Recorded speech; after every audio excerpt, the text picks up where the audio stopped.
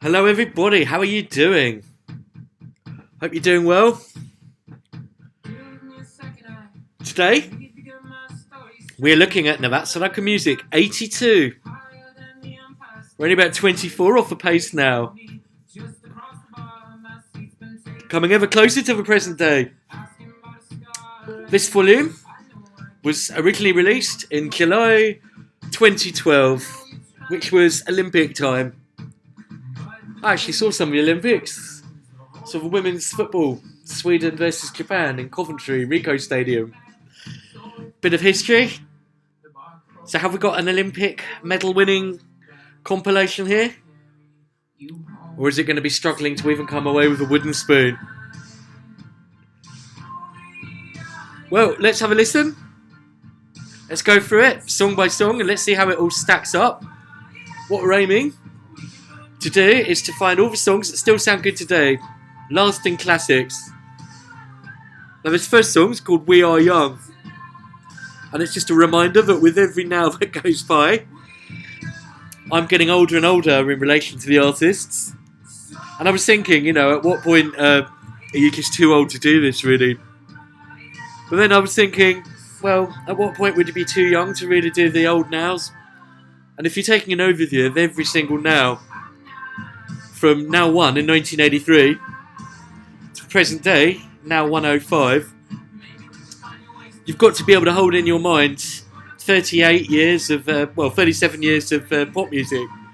And you've got to be able to look at all 37 years with the same criteria for all of it. So I don't think age really matters. I think even if you were sort of 16 at one of the eras of this journey through time, 5-10 years later, you'd be in the older demographic maybe. So even these songs that are only 8 years old now, if you were say 16 when they came out, you'd be 24 now. Far too old to be listening to pop music, I'm sure. So what I've decided to do is to step outside anything to do with age or demographic like that, where possible. Sometimes it's not possible. And to try and look at them purely on their musical merits. And find out which songs are just great music and why. As such, this first one, certainly striking. Certainly good music, that's for sure. It's big. Sounds like it's got a kids' choir on it. But it's big and anthemic. Good opener. They do have some strong openers at the moment. Maybe the kids makes it a little bit twee, but they are young, as they say.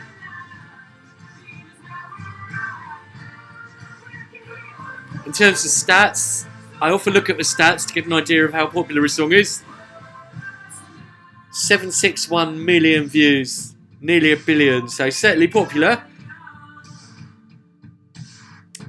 We follow this one up with Call Me Maybe by Kylie Rae Jepsen. I believe is Canadian. Now that one's really, really kind of bubblegum. I feel really, really old listening to that. I don't think that one really transcends the school playground, really. In that context, it's maybe okay. It's just a bit irritating. Follow that one with Maroon 5 on their quest to become ever more commercial with every song they do. Payphone. Did we still have payphones in 2012? I'm sure we're already on 3G by that point. It's maybe a slightly contrived corporate kind of combination. And as a result, it's not too brilliant, but it's not too bad. Whistle by Flow Rider. That's not one of his best, not one of his worst. Guess what? It's got lots of whistling on it. And it's got some kind of quite acoustic guitars. Flow Rider's showing his versatility here, I think. And he's certainly, it's been about 4 years since he came out now, and he's still going strong. So kind of, proving his worth, if you like, without ever really doing anything like that I've really, really liked. Now, it's our old friends Coldplay, and one of the most unlikely collabs. And an album that's got a fair few unlikely collabs. Coldplay are absolutely megastars on their own without needing any collabs. Rihanna, she's done loads of stuff on her own and loads of collabs. Here they team up, and it's really an unlikely combination. Princess of China. Yeah, it's quite an interesting, certainly in terms of their voices. I don't think it's up there with Coldplay's best. It's pretty poppy and quite synthy for Coldplay, but it's still kind of epic, and it certainly takes Rihanna outside her normal comfort zone. So yeah, pretty good stuff. Quite interesting. Now we follow this one up with a real good highlight of the album. First real kind of, well, this one's kind of classic. The first one that I really, really like. And it's Rudimental, featuring John Newman and Feel the Love. Now, we've had some stuff that's kind of skirted the edge of drum and bass. Here we go, a bit further into it. And it's got some pretty good beats, to be honest. But it also combines it with a good vocal. Now, we're going to be having more pop drum and bass later. It's not about being commercialised, it's about being accessible, I think, this one. Lovely soul-y, bluesy organs, really dirty organ sound. Great voice. Good vocals, quite uplifting, quite soulful. Even before a single beat's come in, it's got you hooked. Kind of slowly builds in before it really gets going.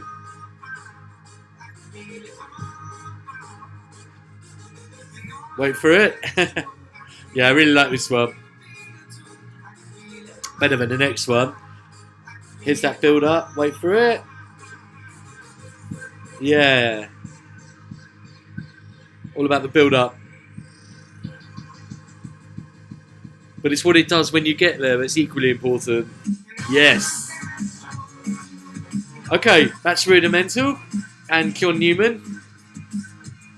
Now we follow this one up with Nicki Minaj and Starships. Every trick in the book's gone into that one. It's desperate to have a hit record. All the money in the world has probably been spent on production. It's got all the elements, maybe a bit lacking in the actual song.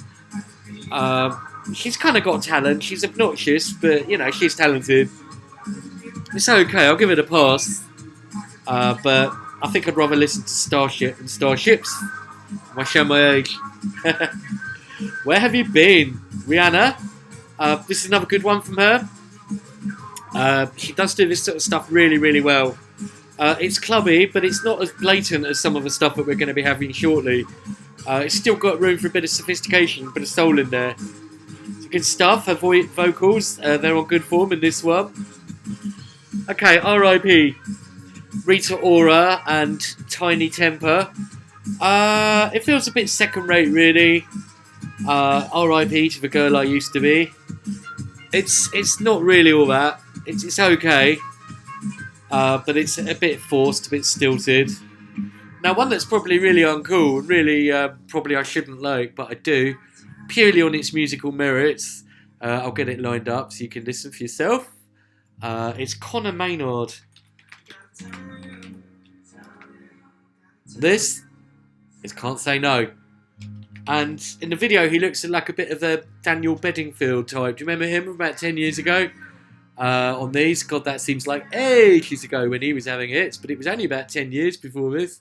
A lot can happen in 10 years, that's for sure. Yeah, that kind of bedroom self-producing, singing, songwriting, production thing. Musically, it's very different in tone. It's got a much more modern kind of beat. It's maybe a bit boy bandy in the vocals, but I do like the groove. I quite like that kind of pitch tom sound. It's got some good kind of rhythmic elements. I like those sound effects. It's quite Spartan in its production, but there's layers to the beats. So yeah, this one gets a pass actually. Wish I could say the same for Justin Bieber. Boyfriend. Nah, no point wasting a lot of time on it. Not interested. Much better is Ed Sheeran and Small Bump, which is a song dedicated to a fetus by the sound of things. You don't get many of them. He's not doing any of his kind of really fast semi-rap, semi-singing stuff here. as a result, it's better, I think. It's a fairly unadorned, emotional, fairly folky kind of song to said fetus. So yeah, small bump. Is that a lady lump or is that a different kind of bump? I know that's a lump, not a bump. Or even a hump. Okay, very weird one now. I'll get it on. D-Banj.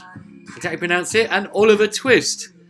What was that song that came from Oliver Twist? I'd Do Anything by Jay-Z. That was from Oliver. This, he calls the song Oliver Twist because apparently instead of wanting more food, please sir, can I have some more? It's all about the ladies. Wow. Please sir, can I have some more ladies?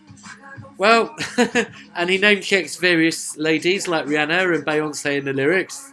That's always a way of guaranteed to get a ton of kind of fame, is to talk about other famous people. That was Conor Maynard and Can't Say No, and I guess he can't say no either with his Oliver Twist thing. He wants more.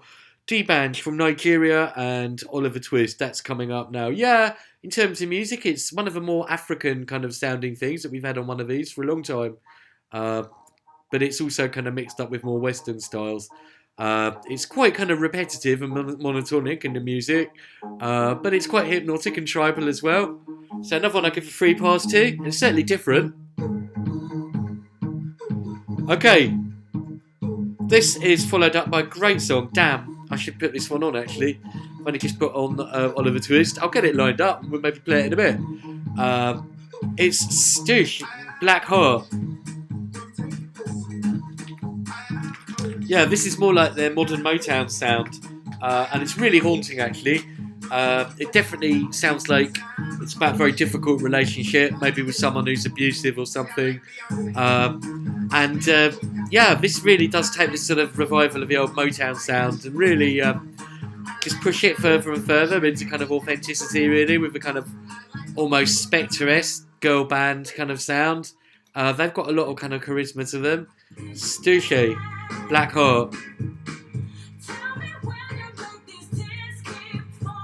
Great voices, great production, great instrumentation. Okay, part of me, Katy Perry. As always with her stuff, it's very professional. Again, loads of money's been spent on it. Probably focus groove to death, but it's just a bit lacking in the song, really. And a really good compare and contrast now. In fact, both sides of it. So Katy Perry is stuck in the middle of this one, Stoosh. Listen to this from Melody. It's so catchy and it's a really great song.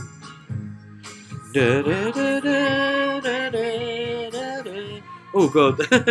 But you know what I mean? It's a really good melody. And it's really kind of comes out the speakers at you. Katy Perry, part of me, just doesn't have that. Hasn't got a proper melody. There's a lot of singing, but there's not really a proper song. Now next up, quite possibly against my better judgment, but it's a contender for best song on the album. 100% because of the melody. It's definitely got the best vocal melody on the whole album. It's probably one of the best melodies of the noughties, just in terms of pure notes on the keyboard. It's Marina and the Diamonds and Primadonna Girl, and this is just so gorgeous. Her voice, yeah, it's almost annoying, but not. The melody helps, and the lyrics, again, it's borderline. It's right on the border, but I think it's just a couple of lines in the lyrics that I like that really make it work for me. So I've talked at large about lyrics when it comes to things like glamorizing fame, and I've differentiated between ones that look at the dark side of fame, like Michael Bublé, Hollywood, and ones that sort of gloss all over that and make it sound like it's amazing, like Rockstar by Nickelback. And then you've got those ones in the middle, like When I Grow Up by Pussycat Dolls, that kind of glamorising it, but also saying be careful what you wish for. This one as well, it's all about a girl who's a prima donna. Duh. I'm getting more of a Lucky by Britney Spears vibe, but there's quite a sadness there. I'm sad to the core, maybe, that every day is a cure. When you give, I want more. I want to be adored. So it's definitely hinting at some kind of emotional emptiness in there, and some kind of self-awareness as well. She knows she's difficult, She says it's always somebody else's fault, but it's not like that little Jackie one, where the world should revolve around her. Yeah, it's emotional. I really like this melody. This is such a good melody.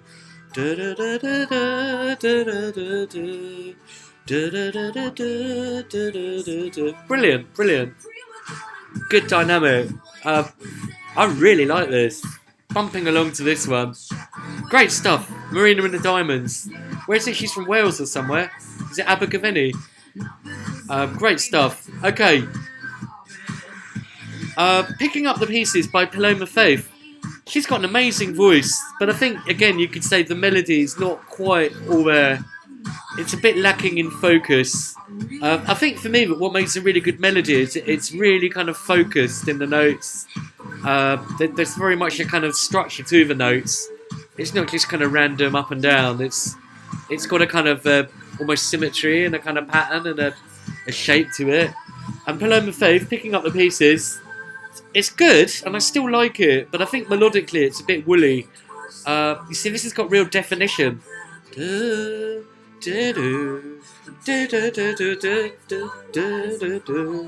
Brilliant melody.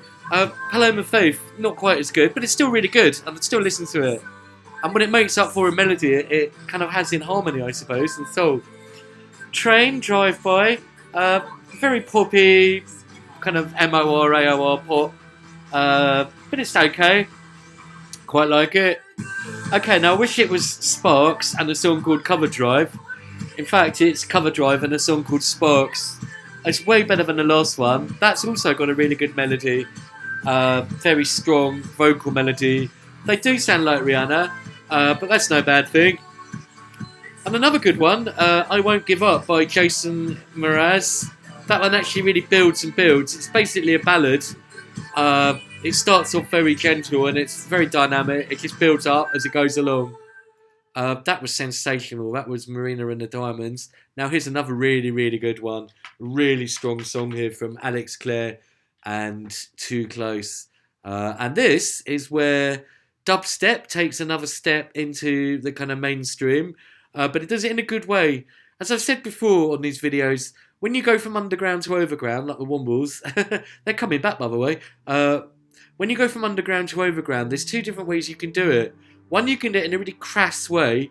We're talking about that in a bit with another of the songs. And you can just really kind of sell out everything that's good about the underground version of what you do. And just go for real formula pop. Or you could do it the other way.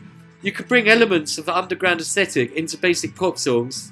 So you've got a really good song that would work anyway as a pop song. And you're just drawing upon some of the underground for the Sonics.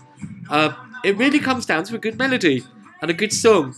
And this has that in spades. This is Alex Clare, Too Close.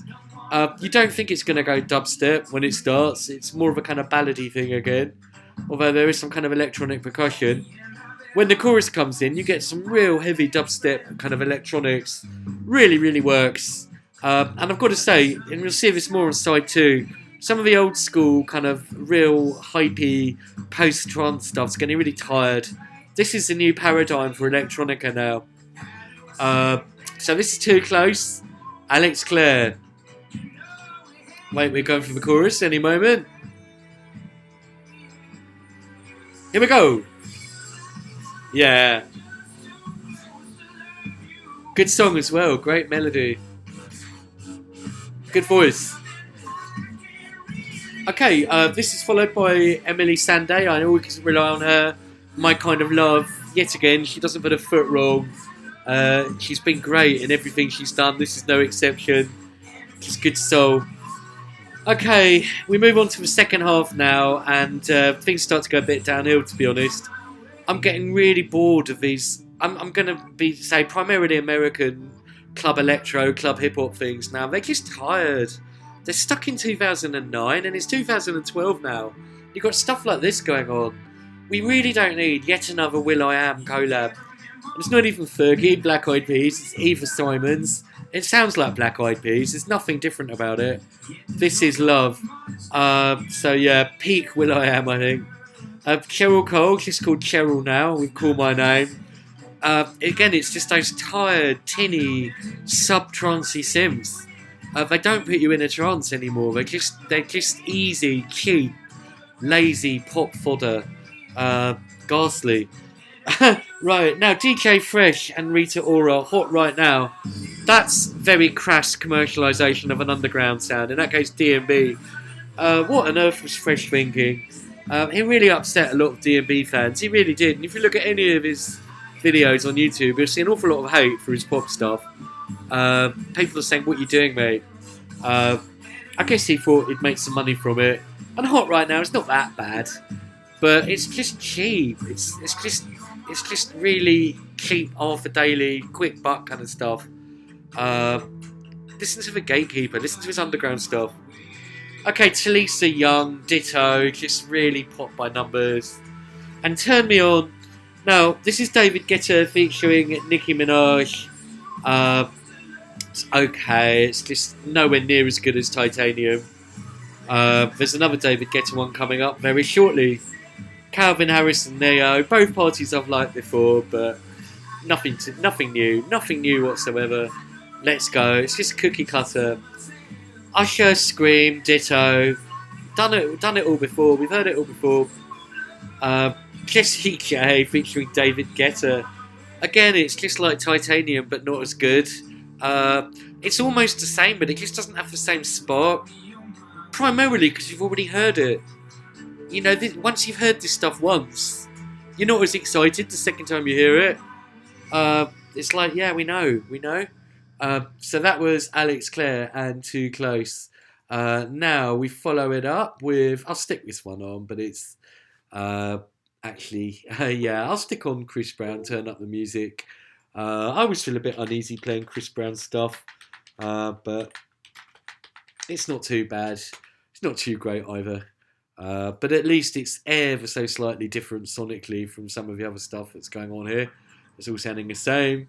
Oh God, The Wanted, Chasing a Sun, even by their standards, this is dire. Possibly the worst song on the album. 30 Days by the Saturdays, ditto, just shit, tinny. And the thing is, it's not just me being old at this point. I think even listening to it now in 2020, people will think this stuff's really dated. It's really, really dated. The sounds just sound really out of date. You mean, it's above average, but you hear what I mean with these sounds now? This is old style. Although this is a 2012 release, to me this is a 2009 sound. It's just sort of cookie cutter, but it's not too bad, this particular one. Loreen and Euphoria, ditto. Greyhound by Swedish House Mafia. They're better than average, these guys. They push things forward. The Antidote was really good, the last one. This one's maybe not quite as good. I'll get it on. I'm only playing this one, not because I like it, but just as an example of what I mean by that real tired sound. That's Chris Brown and Turn Up the Music. It's just so generic. There's nothing special about it whatsoever. At least Greyhound's got a bit of individuality to it. It takes a while before you get the sort of real trancey bit. I don't even call it trancey. It sounds like what trance sounded like 15 years ago. It doesn't put you in a trance. This one's at least got a bit of sort of slightly different kind of almost maraudery groove to it, and it doesn't have any sort of shitty vocals over it either. So this is Greyhound, and we follow this one up with Azalea Banks featuring Lazy J and 212. I'll get that one on. Azalea Banks, she's someone else that's pissed off a lot of people. Sure seems to be a lot of hate for her. I don't go down that route. I'm not here to look at their personalities unless it's made the papers and it's, you know, impacted on the cultural appreciation of their music. I think again it's a slightly different sound. She's borderline obnoxious. She's more than borderline obnoxious. But it's just kind of a different groove, really. I don't really want to cut this one off just as it's building up. We'll get Azalea lined up, ready to go. Yeah. It's just a bit of a different sound from the normal stuff. You maybe need fairly good musical ears to hear it.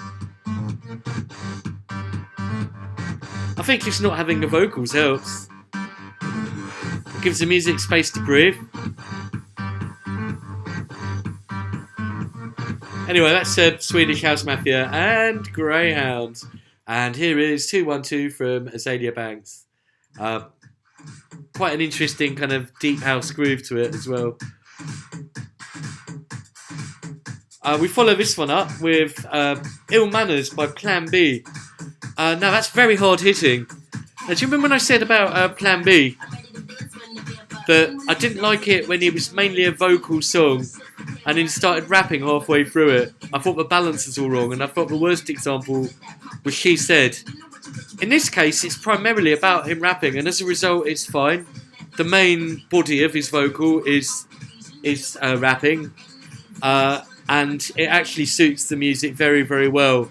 Now, to put this one into context, this was about a year after the London and UK youth riots, and it really is a very hard-hitting song, probably one of the most political songs we've had for a long time. Bit punky in its apocalyptic description of areas of Britain. Perfectly true as well. Not all Britain, I'm happy to say, but due to inequality, the worst areas. Up round here in the north, we've got some areas like that down in London, all across the country in every big city. It makes it a hard listen. He's not glamorising it, he's telling us about it. And as a result, I think it's definitely got something to say. And I think compared to all this sort of totally vacuous, vapid, dated American club stuff, Plan B's light years ahead. So, Ill Manners, yeah, it's really good that it's on the now. Just to give people a bit of education. And it's a shame that it's followed by B.O.B. So Good, which is so apolitical and kind of vapid. It's unbelievable. I would have followed up Plan B with Sway, Level Up, because it's more on that kind of ill. It's Sway's first appearance on one of these, and it's pretty good actually. Yeah, it's less commercial than some of this stuff. It's a bit more just straight MCing. Pretty good. There she goes, Teo Cruz. That's another getting old a bit now, Formula 1. Much better is Labyrinth and Express Yourself. I'll stick this one on actually. Yeah, this is kind of annoying her bit, but I do like the beat. So, Labyrinth and Express Yourself, which uses the classic old funk sample. What was his name? Charles someone, the guy who did the original. Let's get it on. That's 212 from Azalea Banks. What about the 420? Right, okay, Express Yourself, Labyrinth. And this originally, what was his name? Charles Wright, that's it. And yeah, he's kind of modernised it a bit. One thing I say about the Labyrinth stuff is it's all very different. Everything he's done has been quite different, sound-wise. So he's not really got one genre. I guess it's kind of soul R&B, but there's, he'll go with grime, he'll go with funk and kind of even indie and pop and stuff. So yeah, good stuff, Labyrinth. Bit of a multi-talented guy. And of course, this was also used by NWA. Finally, just 3 more songs now. Scissor Sisters, Only the Horses. Even them are getting a bit formulaic with this one. The good thing about the Scissor Sisters, they all sound totally different to everyone else. Here they just sound like run of the mill, really. Lawson, When She Was Mine. That's as near as you'll get to guitar pop on this one. But it's very bland. It's very second rate. And finally, Gary Barlow with the Commonwealth Band, and I believe the Military Wives are on that one. Sing. So 82, it's had quite a lot of cookie cutter stuff, which is really tired now. But it's also had some really, really good stuff. If we go through it song by song, what's still a classic? I think We Are Young. It's obviously had the stats, so it's pretty big. I'm not sure about Call Me Maybe. I don't think so. Princess of China, I think. Coldplay and Rihanna, just because it is Coldplay and Rihanna. Rudimental, Feel the Love, definitely. Up to a point, Starships, Nicki Minaj. Up to a point, Rihanna, Where Have You Been? Then I'd say maybe Small Bump, Ed Sheeran. Black Heart, definitely by Stusha. Possibly up to a point, Oliver Twist, D-Band. For me, personally, Primadonna by Marina and the Diamonds. Paloma Faith, Picking Up the Pieces, that's okay. Drive by Train and Sparks by Cover Driver, okay. I Won't Give Up by Jason Mraz is okay. Too Close is really good, Alex Clare. My Kind of Love by Emily Sandy's really good. Then the real shitty club stuff, of which none of them really stand the test of time, to be honest. Really, none of them. Greyhound, vaguely. 212, vaguely. I think Ill Manners by Plan B, yeah. Vaguely Level Up, Sway.